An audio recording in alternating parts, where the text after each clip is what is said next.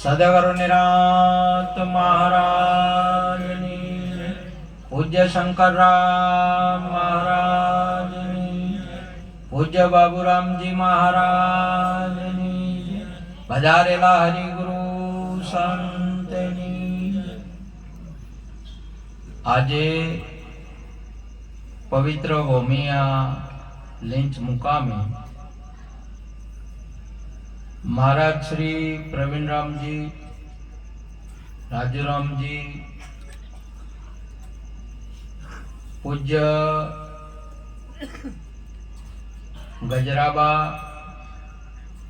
પૂરો પરિવાર મળી આજે ગુરુ મહારાજના નામ સ્મરણના અર્થે જે મહિમા રાખ્યો, ખૂબ ખૂબ ધન્યવાદ કહેવાય. બહુ પ્રેરણા લાયક મહિમા છે. આપણને આપણા જીવનની અંદરમાં થોડો આજે આપણને થોડું મય ઉતરે એવો મહિમા.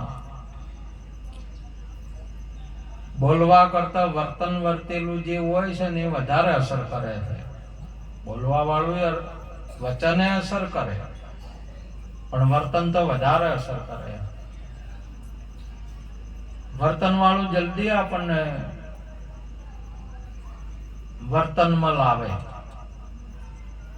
મહાપુરુષનું તો વચને કામ કરે. મહાપુરુષનું તો નૈણ મળી જાય તો નૈણે કામ કરે. એક નજર મળી જાય તો નજરે કામ કરી દે. આપણા ગુરુ મહારાજનો તો મહાપુરુષનો સ્પર્શ પણ કામ કરી જાય. થોડા અડી ગયા તો મારવાલ નહીં પેલું કહેતા કે કંચન લોહા કંચન થઈ જાય કે મોઢ ભર્યું અડી જાય તો એક ભાઈ તો વળી પાછળ આવું બધું વાપર્યું ને એટલે ઘેર ગયો ને ઘેર જઈને ગાડીનો ધરો પડ્યો તો એ લઈને આવ્યો. અને મહારાજ ને અડાડી કરે. મહારાજ પાછળ જોયું કે મારવાનું શું અડે છે આપણે.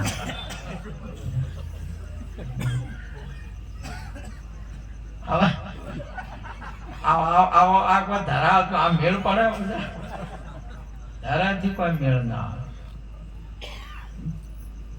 આપણો સ્વયંનો સ્પર્શ થવો જોઈએ. આપણે એમને કેવા મળ્યા છે મળવું જોઈએ. આપણે સ્પર્શ કરવો જોઈએ. કાં તો ગુરુ મહારાજ આપણો સ્પર્શ કરે, કાં તો આપણે ગુરુને મળી જઈએ. જેવી રીતે નદી સાહરને મળે એમ, જેવી રીતે બેન એક દીકરી લગ્ન કરીને એના પતિને મળીને એક રૂપ થઈ જાય. વાહ. વર્ષે દાડે એના પરિવારની અંશની પર પ્રાગટ્ય થાય. આપણે આપણા ગુરુ મહારાજને મળી જાય તો અવિનાશીનું પ્રાગટ્ય થઈ જાય. વાહ, જય હો, જય હો. ચોથા પદનો ભેદ જાણે જાણો હરિનો દાસ. ચોથું પદ આપણને અવિનાશી પદ પ્રાગટ્ય કરી દે. એવો આજે અને હાલમાં પ્રત્યક્ષ નો પ્રગટ આ મહિમા આપણો અવિનાશી નો છે. અને એ અવિનાશી યોગ હે અર્જુન મેં સૂર્યને કીધો આજે હવે હું તને કહું છું. હાલ એ જ હવે આપણને કે છે મહાપુરુષો. એ જ અવિનાશી યોગ. આવો અવિનાશી યોગ પરંપરા સદીઓથી ચાલતો આવતો એક મહાપુરુષે કહ્યું કે ભાઈ એવો મહિમા છે ને. આ તો જે પેલો ન પેલો ગોળ ખાઈ ગયો મૂંગો મોણા ખાઈ ગયો એટલે કાકડીનો કૂતરો મોજો બોલો કે ને કૂદકા માર્યા હતા મારો હલો રાખી એવો ખુશ થઈ ગયો, એવો ખુશ થઈ ગયો. આ મહિમા તમારા ભીતરની ઘટના, તમારા અંતર તમે સમજો તો વાત બરોબર. આપણે હું સમજો તો મને એમ એવો અવિનાશી યોગ છે. એક સ્પર્શ થઈ જાય આપણા સંતનો, આપણા ગુરુ મહારાજનો. જેમ જેને તમે જોવાનું આપણે સ્પર્શ થયો છે.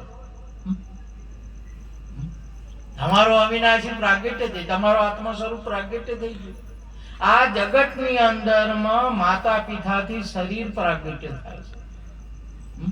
9 મહિને એનું ઘડતર થાય. વાહ. પરંતુ સદગુરુ મહારાજ થી આત્માનું પ્રાગટ્ય થાય છે, સ્વરૂપનું પ્રાગટ્ય થાય છે આપણી અંદર. વાહ, જય હો. બહુ મહત્વનો મહિમા છે. બે એટલે તો મહાપુરુષે કહ્યું પહેલી નમણ માતા પિતાને, પછી ચોથી આપણા ગુરુ મહારાજને. આ બે નમવા જેવી બાબત જ છે, માતા પિતા ને ગુરુ.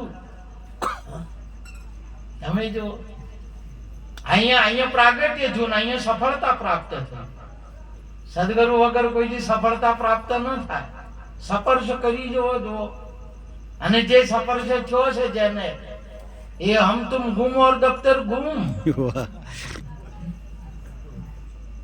એટલા માટે આપણા ભગવાન પણ ગીતાજીની અંદર સુંદર વાત કરે, અસાત્મા રતિ રેવ સદાત્મા તૃપ્ત ચ માનવ આત્મનેવ સંતુષ્ટતાસ્ય કાર્ય ન વિદતે. પોતે પોતાની અંદરમાં જમ સાહર ની અંદરમાં લેરી રહ્યો છે, એમ તમારું સ્વરૂપ તમારા ભય લેરાઈ રહ્યું છે.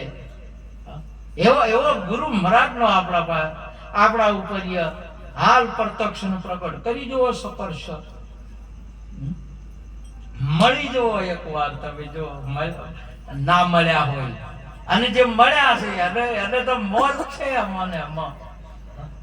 બીજા તમારે કદી ફેર તમારે દૂધમાંથી દહીં માંથી મોખણ ને મોખણ માંથી ઘી ફેર. હવે આ કોઈ દાડો તમારે મોખણ ના થાય, દહીં ના થાય ને દૂધે ના થાય.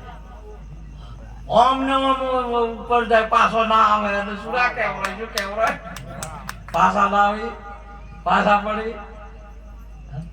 એવો અવિનાશી યોગ છે. કરી જો આપણા ગુરુ મહારાજ સ્પર્શ માટે આજનો યોગ બહુ પ્રેરણા લાયક અને બહુ આપણા અંતરમાં ઉતારવા જો. આપણા મહાપુરુષો હાલ પ્રત્યક્ષ અને પ્રગટ સાક્ષાત્કાર દર્શન કરાવતા, પ્રગટ કરાવતા એવા પુરુષોને સર્વને નમન કરીને વાતને પૂરી કરું છું. બોલો સદગુરુ મહારાજ.